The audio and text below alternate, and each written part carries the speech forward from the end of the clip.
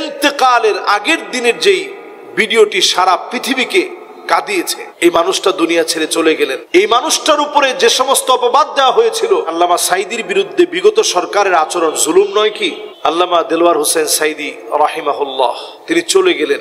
কতটা কষ্ট পেয়ে তিনি বিদায় নিয়েছেন, কতটা কষ্ট তিনি পেয়েছেন সুদীর্ঘ 13টা বছর জেলের ভিতরে, কিন্তু এটা বুঝতে দেননি তিনি আমাদেরকে কখনো।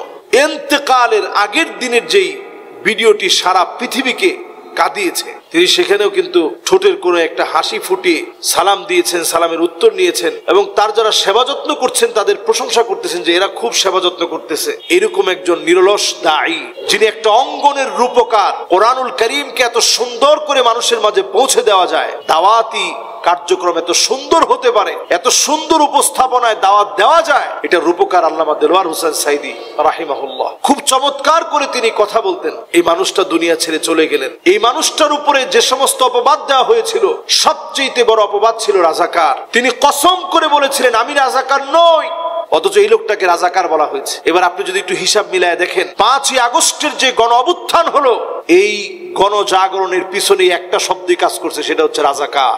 এই একটি শব্দ ছাত্রদের চেতনার ভিতরে আগুন ধরায় দিয়েছে, সারা দুনিয়ার বাংলা ভাষাভাষীদের ভিতরে আগুন ধরিয়ে দিয়েছে। এই একটা শব্দ, শব্দটা রাজাকার। এক শব্দ যখন উচ্চারণ হয়েছে, আমি এবার আন্দোলনের সময় মিশর ছিলাম প্রথম, মিশরে পর্যন্ত ড্রাইভার আমার নিজে বলতেছে ড্রাইভার রাজাকার। আমি অবাক হয়ে গেলাম, এই শব্দ সে কোত্থেকে শিখছে? সারা ওয়ার্ল্ডের মিডিয়াগুলো এটা প্রচার করেছে, ছাত্রদেরকে যারা রাজাকার বলেছে এরাই আসলে রাজাকার।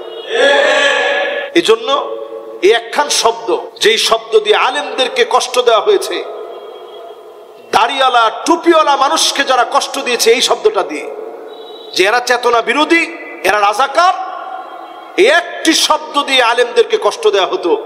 কিছু হলেই বলতো রাজাকারের বাচ্চা, কিছু হলেই বলতো এরা রাজাকার। এই একটি শব্দ জপতে জপতে যখন জপাটা বেশি হয়ে গেছে, আল্লাহ তাআলা এই শব্দ দিয়ে ধরে ফেলছে। সমস্ত শিক্ষাঙ্গনে প্রতিবাদ হয়েছে এবং তারা নিজেরা বলছে আমি কে, তুমি কে, রাজাকার রাজাকার। এটা সারা পৃথিবীর স্লোগান হয়ে গেছে। আপনি সৌদি আরবের কিছু ভিডিও দেখবেন, দোকানের ভিতরে যে মানুষটা আরবি জানে, আরবি বলতে পারে, বাংলা বলতে পারে না, সে পর্যন্ত এটা স্লোগান দিচ্ছে। কেন? কারণ এই শব্দটা আল্লাহর কাছে এতটা ঘৃণিত হয়ে গেছে। এই ঘৃণিত শব্দটা ছিল তাদের মুখ থেকে বলা আমাদের জন্য সবচেয়ে বড় গালি।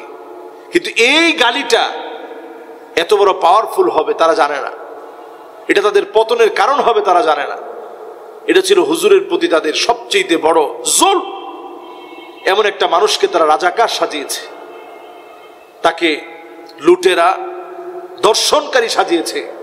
13টা বৎসর ওনাকে জেলে রাখা হয়েছে। আলোর পথে 24, 24 ঘন্টা শুধু ইসলাম প্রচার।